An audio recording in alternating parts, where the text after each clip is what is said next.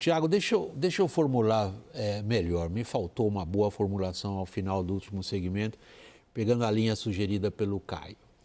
O Caio, nas apurações dele, chegou à seguinte conclusão. Caio, se eu estiver interpretando você errado, você corrige na boa. Tá?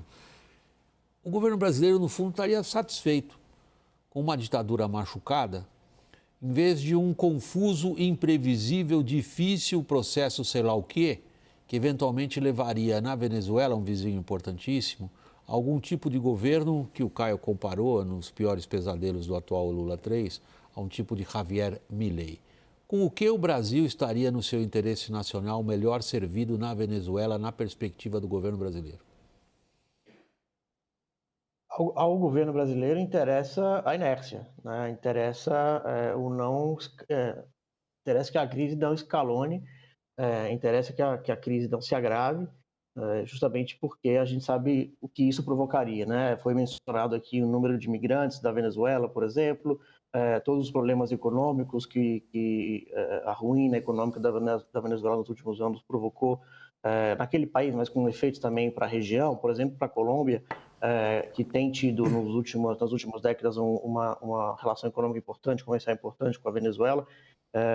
Então, portanto, a inércia seria o melhor cenário, né, para o governo brasileiro. Não só em função de uma transição, digamos, que poderia ser conturbada, ou seja, o Maduro desistindo ou não, mas sendo substituído por um outro governo, mas também porque a gente sabe, e também foi dito aqui, a gente falou bastante sobre como o Estado venezuelano está cooptado, e é verdade, ou seja, supondo que venha a oposição, supondo que o Gonçalves, que ganhou, seja efetivamente impulsado no ano que vem, a gente ainda assim teria que lidar com um Estado cuja maioria das instituições está na mão de pessoas e de grupos chavistas, né? Então a gente está falando dos militares, a gente está falando de grupos econômicos informais, a gente está falando de milícias que atuam tanto em territórios urbanos quanto em territórios rurais. Então, há esse cenário problemático na Venezuela em que mesmo a substituição do Maduro por alguém que foi legitimamente eleito não é necessariamente o melhor cenário para o Brasil, justamente porque pode desembocar uma nova crise, né? Ou seja, uma transição na Venezuela, ela não requer apenas a substituição do presidente que perdeu a eleição.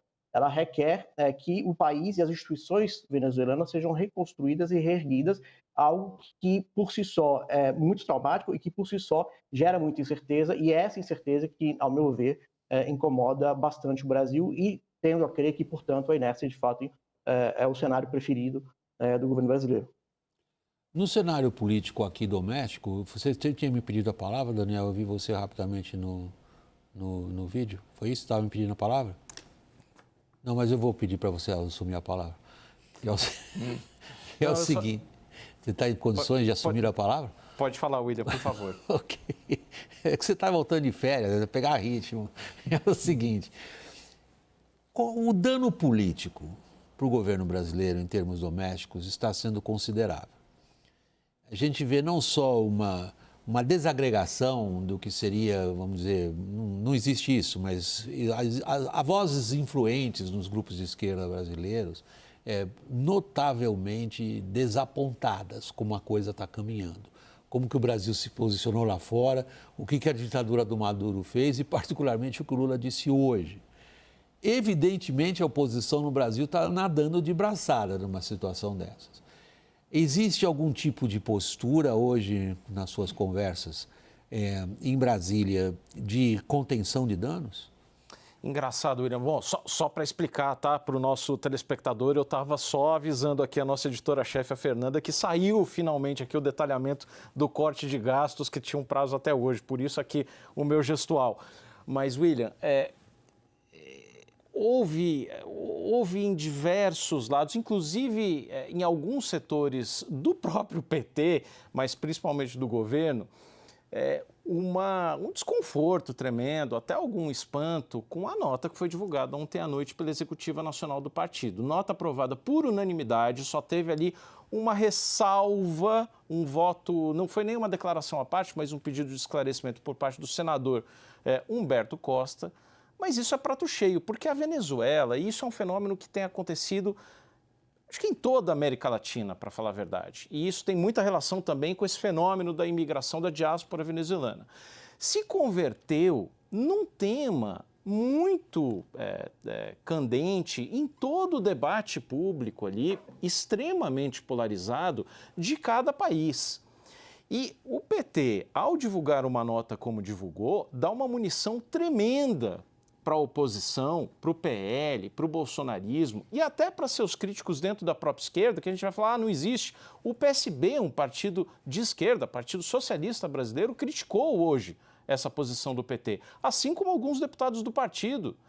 Então isso expõe o partido de forma totalmente desnecessária. Totalmente desnecessária, eu digo, porque... É claro, tem aquelas bandeiras tradicionais de igualdade de gênero, de aborto, mas para todos esses debates, o PT tem uma posição ali que ele consegue defender.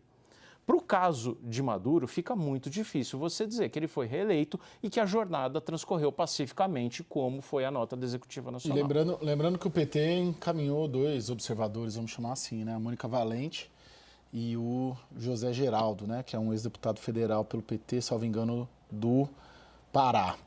Além disso, hoje teve uma movimentação, sem falar no MST, né? O MST também estava com representantes lá, observadores, e eu conversei ontem com representantes do MST que estavam em Caracas e me apontando uma tentativa de golpe da direita e da oposição, né? Uma outra... que é mais ou menos a nota que eles soltaram. É interessante como esse debate ele entra na política brasileira. Por isso que eu estava chamando vocês dois. Isso, ele está entrando, hoje entrou fortemente na política brasileira a partir da apresentação de requerimentos da oposição.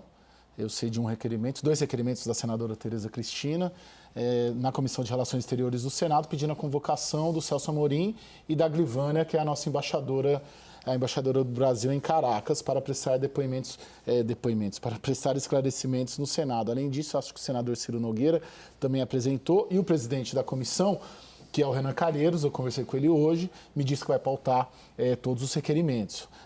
Estamos em recesso, mas semana que vem volta, ou seja, esse assunto entra, porque esse assunto vai continuar, ele não vai acabar amanhã, não vai acabar domingo, ele vai perdurar. E aí você imagina uma situação do Celso Amorim ali no Senado Federal, sendo que o presidente do Senado, do Congresso, hoje divulgou uma nota, o Rodrigo Pacheco também colocando sob suspeição o processo do Nicolás Maduro, né? Ou seja, você tem uma organização ou reorganização de forças internas, mesmo no recesso do Congresso Nacional, que volta a semana que vem a trabalhar, diante desse debate. Esse debate está entrou, ele pega e pegou, né? As pessoas estão falando sobre isso e há um interesse muito grande do Brasil em relação a esse assunto. Nós sentimos também pelo interesse da audiência pelo assunto.